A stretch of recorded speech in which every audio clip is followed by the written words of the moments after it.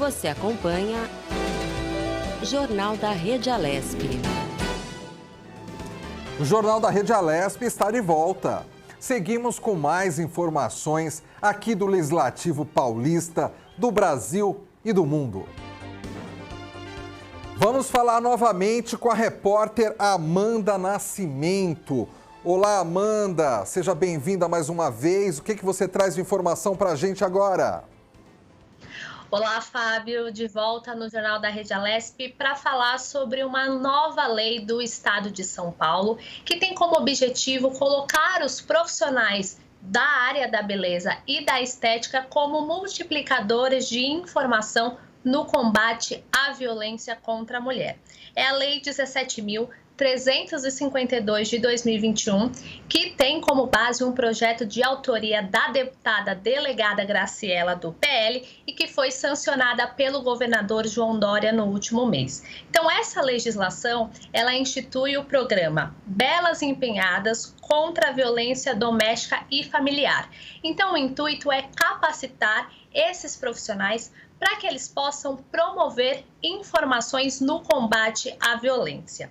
De acordo com a deputada, esses profissionais têm um contato próximo com as mulheres. Então, isso, daria a possibilidade para que eles pudessem identificar se aquela mulher está sendo vítima de algum tipo de violência, de algum tipo de abuso, e assim orientar, passar informações, denunciar, então trabalhar aí nesse combate à violência. Mas para que esses profissionais possam ter essa atuação, eles precisam de uma capacitação adequada que será feita pelo ILP, o Instituto do Legislativo Paulista, que ficará responsável por ministrar esses cursos para que os profissionais tenham noções sobre a Lei Maria da Penha, noções sobre violência contra mulher, crianças e idosos, além também de aspectos sobre alcoolismo e aspectos emocionais. Bom, a gente sabe que, infelizmente, a violência contra a mulher é um tema recorrente, a gente precisa falar várias vezes, e essa participação de diversos setores da sociedade é muito importante, não só para identificar os casos de violência, mas também para prestar informações às vítimas, falar sobre a possibilidade de denúncia. E durante a pandemia, esse aspecto da violência contra a mulher também trouxe uma preocupação ainda maior, porque algumas acabaram aí ficando reclusas no ambiente doméstico com os seus agressores. Então, só para a gente ter uma ideia, de acordo com dados do Anuário Brasileiro de Segurança Pública, entre março e abril de 2020, o número de feminicídios cresceu 22%. E falando especificamente do estado de São Paulo, no mesmo período, o aumento foi de 41%. Então, é uma temática que a gente ainda precisa abordar. Essa legislação aí muito importante dá a possibilidade que essas mulheres tenham informação, tenham acesso aí a uma ajuda, Fábio? E muito importante também que já está em vigor no estado de São Paulo. Fábio, é com você. Amanda, eu acho interessantíssima essa informação que você trouxe, até porque esses salões de beleza, de estética, muitas vezes a mulher ela frequenta com bastante assiduidade, às vezes ela vira amiga ali quase das profissionais que as atendem. Então, realmente, desde que essas profissionais estejam treinadas, estejam capacitadas, desse diálogo num salão de beleza, num salão de estética, pode-se dar um encaminhamento contra essa violência da mulher que ainda, infelizmente, se repete tanto em São Paulo e no Brasil. Amanda, muito obrigado pela sua participação mais uma vez aqui no Jornal da Rede Alesp. Um ótimo jornal, Fábio. Vamos falar agora sobre o Poupa Tempo, que lançou uma cartilha digital, são cartilhas digitais. Ele lançou essas cartilhas para auxiliar o uso de serviços digitais de uma forma didática, ilustrada. É um material que traz informações e orientações sobre como realizar 21 tipos de serviços digitais. Sobre esse assunto, nós vamos conversar agora com Leonardo Maciel, ele que é superintendente do Poupa Tempo. Leonardo, boa tarde, seja bem-vindo aqui ao Jornal da Rede Alesp. Boa tarde, Fábio. Nós que agradecemos o convite. Explica para a gente, explica para os nossos espectadores como que se dá essas cartilhas, como que é esse trabalho, como que vocês estão implementando isso aqui no estado, por gentileza. Fábio, o programa Poupa Tempo, ele disponibilizou, tem à disposição da população 130 serviços pelos canais digitais. No ano passado, logo que iniciou a pandemia, nós tínhamos 50, ou seja, de lá para cá, nós trabalhamos muito intensamente por meio aqui da Prodesp, que é a Companhia de Processamento de Dados do Estado de São Paulo, a empresa responsável pela administração e gerenciamento do programa Poupa Tempo. E com esses 130 serviços, a gente tem conseguido atingir aí uma parcela grande da população. Entretanto, a gente percebe que muitos cidadãos têm dificuldade em fazerem os serviços. Por mais fácil e intuitivo que o nosso aplicativo e o próprio portal sejam, o cidadão acaba tendo dificuldade. Com isso, nós lançamos as cartilhas que estão disponíveis no portal do Poupa Tempo, que é o www.poupatempo.sp.gov.br, e por meio dessa cartilha, o cidadão que, por exemplo, aqui, o passo a passo, licenciamento CRLV. Então, essa cartilha está lá no portal, em PDF, que o cidadão pode baixar, pode compartilhar nos aplicativos, enfim. Então, fica à disposição do cidadão para ele ver como ter acesso àquele serviço. Inclusive, muitas pessoas têm a própria dificuldade em como fazer o cadastro, como baixar o app, e a gente fez uma cartilha específica para cada assunto. São 20 cartilhas disponíveis para a população no nosso portal. Leonardo, eu achei muito interessante o que você acabou de explicar, porque você disse, a pessoa pode até compartilhar, a pessoa pode até imprimir. Então a gente sabe que às vezes as pessoas um pouco mais velhas têm ainda alguma dificuldade com tecnologia. Então, de repente, um filho, um amigo ali pode imprimir e passar essa cartilha para essa pessoa. Ou seja, o importante é que cada vez mais as informações em relação aos serviços que o Poupa Tempo presta para a população sejam disseminadas entre a própria população, né, Leonardo? Exatamente, a gente pede sempre, para quem puder, divulgar essas informações, nos ajudam muito. Principalmente, Fábio, a gente percebe que essas pessoas têm dificuldade, às vezes acabam sendo enganadas, ludibriadas por alguns aproveitadores. Então, por isso que a gente sempre pede, para a própria pessoa ou uma pessoa de extrema confiança fazer o cadastro, porque se coloca ali algumas informações pessoais, e que alguma pessoa mal intencionada pode fazer um mau uso. E é importante, cada vez mais, a gente reforçar que hoje temos 130 serviços, e a ideia é que cada vez mais a gente possa oferecer mais e mais serviços para que a população tenha esse acesso na palma da mão, sem sair de casa, com economia, segurança, enfim. Então, é uma forma do nosso desafio do Poupa Tempo de atender bem ao cidadão. Leonardo, esse tipo de entrevista aqui que eu estou fazendo com você é até uma prestação de serviço realmente à população. Então, você já falou que são 130 serviços. Desses, quais seriam os mais utilizados? Nesse momento de pandemia, quais serviços que, de repente, até boa parte da população nem sabe que é possível se fazer de uma maneira digital e é possível sim, é fácil. Informe isso para os nossos espectadores, por gentileza. Fábio, é muito fácil, tá? Então, muitas pessoas precisam, por exemplo, do atestado de antecedentes criminais. Você entra lá no app, tem acesso a esse serviço muito rapidamente. Outro serviço que muitas pessoas desconhecem são aqueles serviços da Carteira Nacional de Habilitação, Então, às vezes, você precisa de uma segunda via, até mesmo a própria renovação da Carteira Nacional de Habilitação. Agora, os prazos estão suspensos por conta da pandemia, mas, mesmo assim, a gente pede para as pessoas entrarem no app e irem realizando o serviço. Eu vou te dar um exemplo. Eu renovei minha CNH pelo aplicativo. Então, eu entrei, tinha o meu cadastro, no app do Poupa Tempo, fui seguindo todas as instruções, aí ele me encaminhou para o exame médico, tá? Então, saí da minha casa para fazer o exame médico, voltei depois do exame, paguei a taxa e depois um dia depois, tive acesso à minha CNH no meio digital e depois de um tempo, essa mesma CNH, né, só que em papel, chegou na minha casa pelos Correios. Então, foi um processo muito simples que, alguns anos atrás, seria impossível a gente imaginar dessa possibilidade de se fazer pelo meio digital.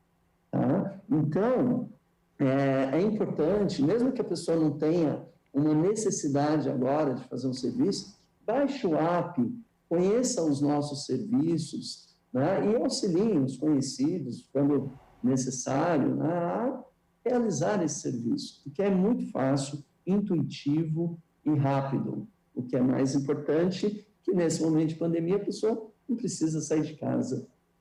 Ô Leonardo, nesse momento nós estamos aí na fase emergencial, num momento de extrema restrição, mas de uma forma geral, hoje em dia ainda existe coisas que a pessoa precisa se deslocar excepcionalmente, a pessoa precisa se deslocar para um poupa-tempo, ou praticamente tudo que é feito numa loja física já pode ser feito também de forma online? Ainda não chegamos nesse nível desejado, tá, Fábio?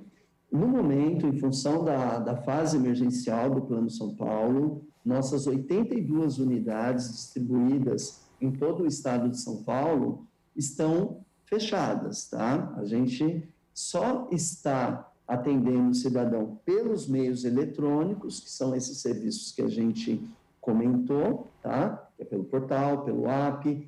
Em algumas estações do metrô, em alguns outros locais, temos também alguns totens de autoatendimento à disposição da população.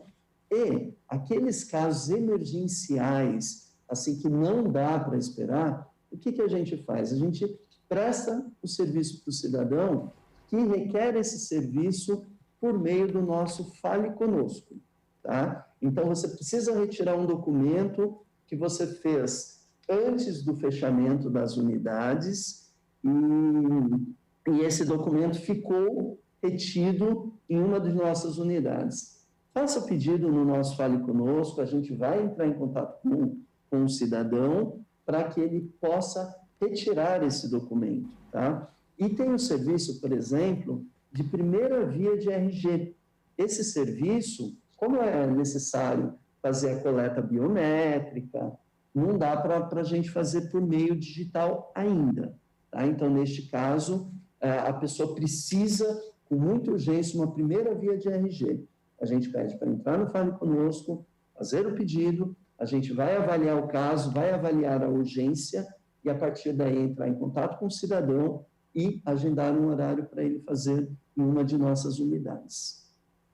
Leonardo, você deu até um exemplo seu, pessoal, sobre a renovação de sua CNH, de sua Carteira Nacional de Habilitação. E você disse que conseguiu fazer todos os procedimentos de forma online, tendo apenas que fazer o exame médico, né, obviamente, num lugar físico, e que depois você tinha ali toda a documentação e depois chegou tudo pelos Correios. Enquanto você não tem o documento que vem pelos Correios, aquele papel que você tem, aquele documento que você tem, é válido para você rodar normalmente? Eu falo não só da CNH, mas eu falo de licenciamento de veículos. O que você faz ali pela internet tem uma validade se você for parado no meio da rua por uma fiscalização, por exemplo?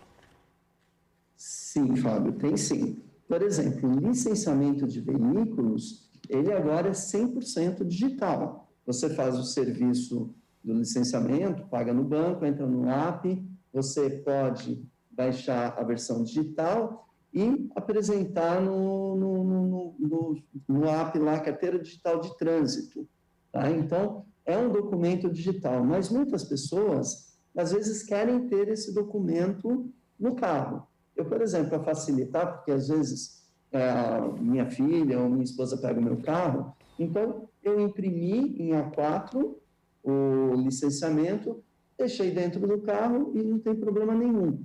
Mas a versão digital é válida da mesma forma. No caso da CNH, quando a gente baixa também no aplicativo Carteira Digital de Trânsito, ele é válido, tem a mesma validade. Inclusive, teve um intervalo entre eu baixar a minha CNH no meio digital e ela chegar no meio físico. Ou seja, então, é a mesma coisa, Fabiano. Leonardo Maciel, do Poupa Tempo, aqui de São Paulo. Quero agradecer a sua presença no Jornal da Rede Alesp, com todos esses esclarecimentos. E, com certeza, se tem uma coisa que a gente pode dizer que vai ficar de legado depois que passar essa pandemia, essa maior utilização das pessoas pelos serviços digitais, pelos serviços online, que acaba tendo já total credibilidade e acaba sendo um serviço muito mais rápido, né? Com certeza, e vamos sempre em frente, trabalhando em prol da população para cada vez mais oferecer serviços melhores e em maior quantidade. Obrigado mais uma vez, tenha uma boa tarde. Nós acabamos de falar com Leonardo Maciel, ele que é superintendente do Poupa Tempo. E vamos aqui a mais informações. Foi aprovada a moção que manifesta condolência pelo falecimento do senador Major Olímpio. Os integrantes da Comissão de Segurança Pública e Assuntos Penitenciários votaram favoravelmente ao pedido de manifestação em nome da Assembleia Legislativa de São Paulo. A reportagem é de Carolina Franca. O senador faleceu em março devido a complicações da Covid-19. Votação nominal. Como vota o deputado Major Meca? Pela ordem, presidente, voto sim. Como vota o nobre deputado Jair de Moraes, que é o nosso relator? Voto, presidente. Voto sim, presidente. Esse presidente também vota sim. Deputado Jorge Caruso. Favorável. Deputada Adriana Borgo. Tá legal o áudio, Adriana. Super mega favorável. Deputado Tem Nascimento, que também está conjuntamente aí como relator. Deputado Tenente Nascimento vota favorável na tão importante homenagem ao meu querido e sempre amigo senador Major Olímpio, primeiro militar senador da República. Favorável. Foi aprovada a moção, todos votaram a favor? Os deputados aprovaram 11 itens, entre projetos de lei e moções. A reunião aconteceu em ambiente virtual e foi presidida pelo deputado Delegado Olim, do Progressistas. Moção 203/19, deputado Major Meca apela para os senhores presidentes do Senado Federal, da Câmara dos Deputados, bem como os líderes dos partidos com assento naquelas casas legislativas, a fim de que empreendam esforços para apreciação e aprovação com a maior brevidade possível do projeto de lei 3.201 de 2015, do deputado Covatti Filho, que dispõe sobre a destinação de recursos provenientes da venda de veículos apreendidos em leilões para a área de segurança pública dos estados e Distrito Federal. O deputado Jorge Caruso é o relator, favorável conclusivamente. Em discussão, não havendo exercício, está encerrada a discussão. Aprovado conclusivamente a moção. Esta reunião da Comissão de Segurança Pública e Assuntos Penitenciários foi a última referente ao biênio 2019-2020. Os parlamentares aproveitaram para prestigiar a condução dos trabalhos. Só para cumprimentá-lo pela condução dos trabalhos aí, porque me parece que essa é a última reunião desse biênio.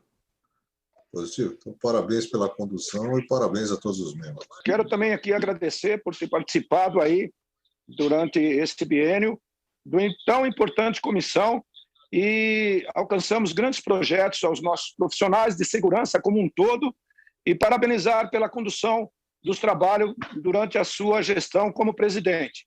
No segundo biênio, vamos verificar se vamos estar, mas antecipadamente quero dizer que foi gratificante participar e contribuir para tão importante comissão. Muito obrigado, presidente, e a todos os membros dessa comissão que formaram uma comissão altamente produtiva e de maior grandeza que eu conheci nessa legislatura. E agora há pouco, nós fizemos uma entrevista aqui com o superintendente do Poupa Tempo São Paulo e eu quero aqui passar mais uma vez o site do Poupa Tempo, para quem não teve aí tempo de anotar, é www.poupatempo.sp.gov.br. Essas informações nas cartilhas, sobre como utilizar os serviços digitais do Poupa Tempo estão no site. E vamos a mais informações. Diante da situação crítica dos estoques de sangue, acentuada pela pandemia do novo coronavírus, a Força Aérea Brasileira, a FAB, se solidarizou novamente com a ProSangue para alavancar o número de doações em benefício da fundação. O Hospital de Força Aérea de São Paulo recebeu em sua sede o serviço de coleta externa da ProSangue no último dia 31 de março. A ação faz parte da campanha nacional Bora Doar Sangue, organizada pela Secretaria Executiva do Programa Pátria Voluntária, em parceria com o Ministério da Saúde e apoio do Ministério da Defesa. Nesse momento de grande dificuldade para o Brasil, o Hospital de Força Aérea de São Paulo convida a todos para integrar essa grande corrente de solidariedade e realizar a doação de sangue. Em São Paulo, a Fundação ProSangue, que fornece bolsas de sangue e de hemocomponentes para mais de 100 instituições públicas de saúde da região metropolitana de São Paulo, incluindo o HFASP, está indicando a realização das doações por meio de agendamento individual, para evitar aglomerações de pessoas e para que não haja risco em relação à Covid-19. O governo de São Paulo vai oferecer uma bolsa auxílio no valor de R$ 500 mensais em troca de 4 horas de trabalho por dia para pessoas em situação de vulnerabilidade social durante a pandemia de Covid-19. O programa batizado de Bolsa do Povo vai unificar os projetos sociais do Estado e deve beneficiar até 500 mil pessoas. No entanto, para o projeto de lei sair do papel, deve ser aprovado pelos deputados estaduais. O orçamento previsto é de R$ 1 bilhão até o fim do ano. Os contratados vão atuar em vários setores, como nas áreas de educação, esporte, cultura, economia criativa, entre outros. Serão cerca de 115 mil contratados, sendo 20 mil apenas nas escolas estaduais. Na área de educação, o governo deve contratar pais e mães de alunos. São 20 mil ao todo, para trabalhar em escolas públicas. Eles devem atuar como colaboradores no retorno às aulas das unidades de ensino onde estudam seus filhos. Para receber o valor, os interessados devem trabalhar 20 horas por semana, de segunda a sexta-feira. O projeto, encaminhado à Alesp na tarde de ontem, quarta-feira, aguarda apreciação dos parlamentares. A Alesp deve autorizar decretos de calamidade pública para municípios em decorrência dos efeitos da pandemia do novo coronavírus de forma coletiva, a exemplo do que ocorreu em março de 2020. Mais detalhes na reportagem de Jeremias Gomes. Em reunião presidida pelo deputado Mauro Bragato, do PSTB, os parlamentares integrantes da CCJR, Comissão de Constituição, Justiça e Redação, acataram a proposta apresentada pela presidente do Tribunal de Contas do Estado de São Paulo, Cristiana de Castro Moraes, realizada em recente reunião com os deputados. A deputada Janaína Pascoal, do PSL, resumiu como seria. Ela fez uma apresentação impecável dos painéis que compõem o site do TCE, tanto o painel Covid, como um painel que acompanha os índices municipais de maneira assim, praticamente no momento que os investimentos são feitos, as aquisições. Então, um trabalho impecável do TCE. E a presidente, nesta oportunidade, apresentou um modelo de decreto de calamidade que serviria como um decreto ou um projeto guarda-chuva, né, à luz do que nós fizemos no início da pandemia, né, no início do ano passado, 2020. De forma que, se a CCJ aceitar esse decreto, que foi sugerido pelo TCE, nós faríamos uma apreciação e uma autorização prévia, e os municípios, conforme fossem decretando suas calamidades e solicitando, meio que de maneira automática teriam esse reconhecimento feito. A parlamentar disse que preferiria a análise individual dos casos de pedidos de calamidade pública dos municípios. Eu tenho sérias dificuldades assim, de ir por esse caminho. Eu preferiria, mesmo dando mais trabalho, demandando mais tempo, olhar no caso a caso. Pela Lei de Responsabilidade Fiscal, a homologação dos decretos de calamidade pública encaminhados pelas prefeituras deve ser feita pela Assembleia Legislativa. Até o momento, foram 103. O decreto prevê, dentre outras autorizações, a dispensa, em certos casos, de contratação de bens e serviços sem necessidade de licitação. O deputado Gilmaci Santos, do Republicanos, requereu que, além da LESP, as câmaras municipais também autorizassem as solicitações de reconhecimento de calamidade pública. Talvez seja interessante, nesse decreto legislativo que nós vamos fazer, dizer o seguinte: não somente informar a Câmara Municipal, mas a Câmara Municipal também autorizar o prefeito, porque são os vereadores que estão lá na ponta e conhecem exatamente a necessidade da sua cidade. Já o deputado Marcos Zerbini, do PSDB, ponderou pela autorização coletiva. Só dizer que eu acho muito mais sensato fazer um PDL criando uma regra geral para todos do que você fazer individualmente análise um por um. Acho bastante mais sensato, deixando claro os critérios, o que precisa ser atendido nesse decreto de calamidade. E eu concordo com o Emídio, embora a sugestão do Gilmaci seria interessante, eu concordo com o Emídio que, do ponto de vista jurídico, na verdade, cabe ao Executivo, por decreto, decretar calamidade, e não através de projeto de lei. Na próxima semana deve ser formalizado o PDL com base na proposta do Tribunal de Contas. Então, o presidente da CCJR indica um relator para, posteriormente, o projeto ser votado na comissão. Se aprovado na CCJR, segue para as comissões de Assuntos Metropolitanos e Comissão de Fiscalização e Controle. E, finalmente, se aprovado, pode ser votado em plenário.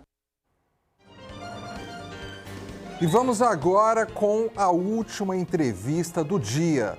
Vamos falar sobre o governo de São Paulo, que lança uma campanha chamada Vacina contra a Fome. A campanha, promovida pelo governo do estado de São Paulo, por meio da Secretaria de Desenvolvimento Social, visa sensibilizar e mobilizar a população paulista apta à imunização contra a Covid-19 para que doe alimentos não perecíveis nos postos de vacinação. Os alimentos arrecadados serão distribuídos às famílias com maior vulnerabilidade social e segurança alimentar. Sobre esse assunto, nós vamos conversar agora com a secretária do Estado de Desenvolvimento Social, Célia Parnes. Boa tarde, secretária. Seja bem-vinda ao Jornal da Rede Alesp.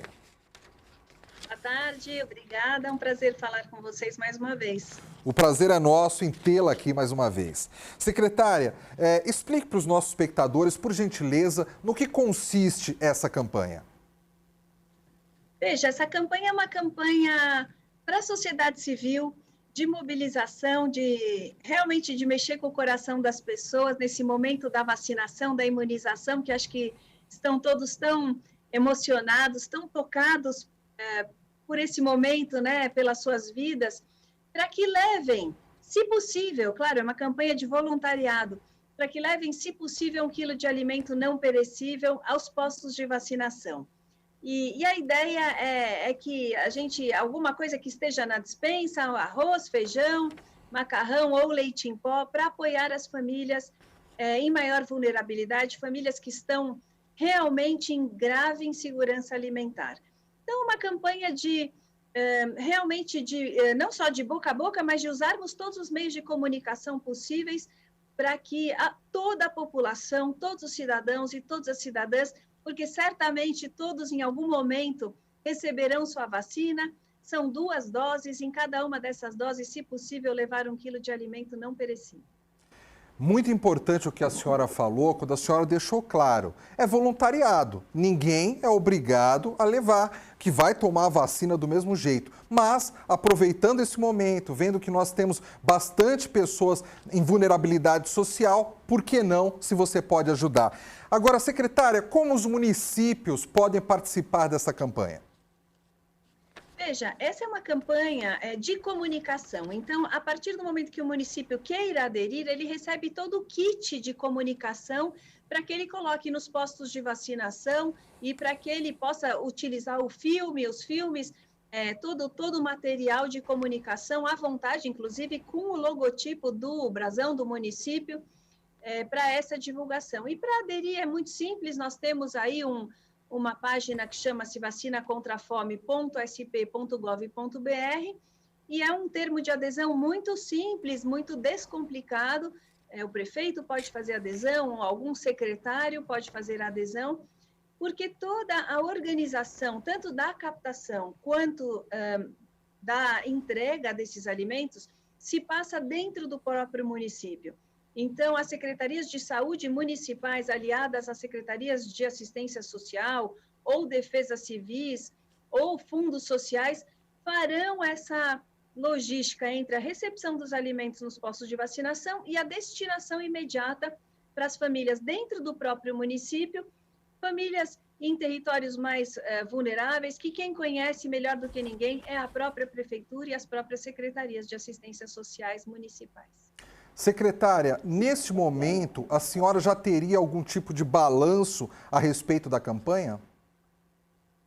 Olha, o governador João Dória lançou essa campanha tem uma semana e antes mesmo do lançamento nós já tínhamos previamente mais de 380 municípios aderentes. Agora nós já temos mais de 440 municípios e isso vem crescendo numa velocidade em que os municípios ficam sabendo o impacto dessa arrecadação.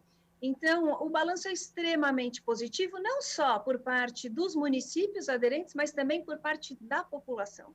Eu tenho acompanhado alguns postos de vacinação, tanto em drive-thru quanto em postos de UBSs, e a gente vê, e é tão bonito de ver o quanto a população está sensibilizada, alguns na segunda dose levando o dobro, alguns levando doações de familiares, de amigos e de colegas, que é o recomendável para que as pessoas não se desloquem aos postos de vacinação apenas para levar a doação. Então, isso poderia gerar uma aglomeração e um fluxo maior de pessoas. Então, o ideal é apoiar alguém que está indo se vacinar. Então, a gente vê realmente pessoas levando doações de vizinhos, de familiares. Então, o balanço não poderia ser mais positivo em termos de aceitação e também de aceitação da mídia.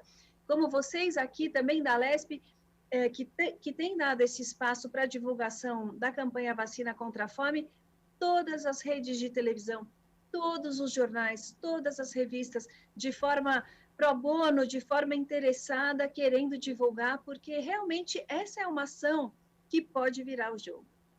Secretário, nosso tempo aqui está quase se encerrando, mas eu quero fazer uma última pergunta para a senhora, que é o seguinte: nesse momento de pandemia, é um momento que realmente muitas famílias estão numa situação de necessidade, estão precisando ali, às vezes, dos alimentos básicos. Como que tem sido o trabalho da Secretaria neste momento, um momento tão delicado para todo o Estado de São Paulo, para todo o país? Olha, um trabalho incessante e muito necessário que seja assim mesmo. Desde o início da pandemia, a Secretaria de Desenvolvimento Social nenhum dia parou, nenhum minuto e nem finais de semana, justamente potencializando os programas que já temos e abrindo outros. Então, só para dar um exemplo, no programa Bom Prato, nós amplificamos em 60% o número de refeições, passando a servir jantares e 3 refeições aos finais de semana. Então, só com essa ação, o governador João Dória ampliou o programa Bom Prato em 60% em termos de número de refeições e passou a oferecer refeições gratuitas para pessoas em situação de rua. O programa Viva Leite também viu seus números ampliados, agora passando a oferecer leite para idosos institucionalizados, que estão em residenciais de longa permanência. O programa Merenda em Casa da Secretaria da Educação volta a oferecer transferência de renda para mães cujos filhos, por alguma razão, não estão acessando as merendas nas escolas. E o grande programa Alimento Solidário, que é o programa de distribuição de caixas de alimentos, de cestas básicas em favelas, comunidades e famílias na extrema pobreza. Então, são 5 programas, incluindo a vacina contra a fome, extremamente robustos na prática de condução de alimentos diretamente a famílias em maior insegurança alimentar e nutricional. Secretária, a produção acabou de dizer aqui que eu tenho mais um tempinho, então vou fazer uma outra pergunta para a senhora. A senhora citou todos esses programas, né, de assistência às pessoas necessitadas. Eu tenho visto em várias reportagens, às vezes aqueles restaurantes que vendem comida a preços populares, com filas enormes, né, pelas calçadas, com as pessoas precisando ali se alimentar e às vezes uma alimentação barata. A senhora citou aí da cesta básica, né, que acaba sendo distribuída nas favelas. Realmente a procura da população aumentou muito em relação a esses programas sociais diante desse momento grave que a gente está vivendo. A senhora tem estatísticas sobre isso? A senhora tem algum número que a senhora possa nos passar?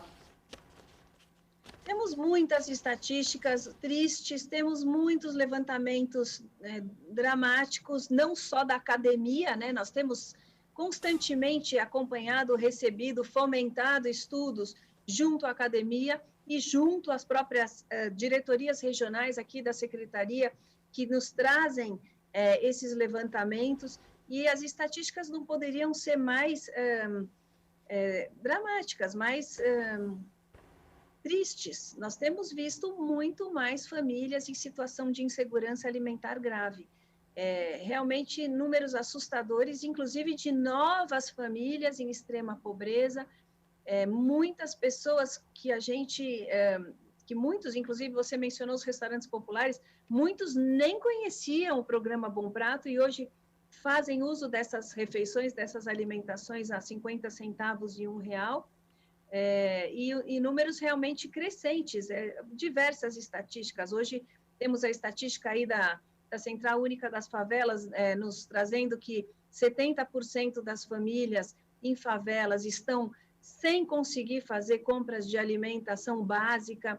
Temos a estatística aqui da GV, recente também, dizendo que 27 milhões de pessoas entraram na faixa da pobreza e na extrema pobreza no Brasil. São números muito, muito impressionantes, tristemente impressionantes. Secretária, o governador João Dória, ele é um entusiasta de parcerias público-privado em vários segmentos. Nesse momento, a própria iniciativa privada, muitas empresas estão com dificuldades também, muitos estabelecimentos comerciais fechados. Mas vocês têm tido a ajuda do setor empresarial, algum tipo de parceria para ajudar para que esses programas sociais sejam ainda mais ampliados? Olha, eu te confesso que o ano passado nós tivemos mais velocidade nas ajudas e mais intensidade nesse apoio do empresariado do que estamos tendo esse ano. Mas esse ano, aparentemente, as coisas agora estão tocando mais o coração dessas empresas e das suas áreas de responsabilidade social. Ontem mesmo tivemos uma reunião, a 28ª reunião do Comitê Empresarial Solidário, que é um comitê que o governador João Dória lidera pessoalmente, de mobilização. São mais de 406 empresários e empresas que contribuem para os programas do governo, não só de saúde, mas também de proteção social. E ontem nós tivemos a recorde de doação de 500 mil cestas básicas em uma única reunião. Graças a essa mobilização que o governador tem feito, que cada um dos secretários todos tem feito junto aos empresários e às empresas que conhecem, 500 mil cestas básicas foram doadas em uma única reunião ontem junto ao governador João Dória, que já captou 1.929 bilhões de reais. Quer dizer, são números também expressivos de solidariedade. E eu acho que é isso que nos motiva ainda mais a continuarmos pedindo, a continuarmos sensibilizando, e não só a população, a sociedade civil, as empresas. Eu acho que agora é uma hora de que não tem barreiras, agora não tem limites para a ajuda necessária. Então, todos têm que estar mobilizados dentro da sua possibilidade, porque toda ajuda é bem-vinda. Secretária Célia Parmes, eu quero agradecer a sua presença aqui no Jornal da Rede Alesp e parabenizá-la por esse trabalho feito em momento tão delicado que tanta gente precisa da ajuda aí da Secretaria aqui no estado de São Paulo. Eu é que agradeço o espaço de poder falar para todos que assistem à TV Alesp, todos os deputados, todos os assessores também de deputados, todos os assessores parlamentares que nos assistem também, que têm sido muito parceiros. E da Secretaria de Desenvolvimento Social, posso falar de boca cheia. Nós temos tido uma excelente parceria e os deputados fazem um trabalho também espetacular, social, em suas regiões, assim como seus assessores e todos que nos assistem. Muito obrigada. E o Jornal da Rede Alesp fica por aqui. Nós voltamos amanhã no mesmo horário. Obrigado pela sua audiência e até lá.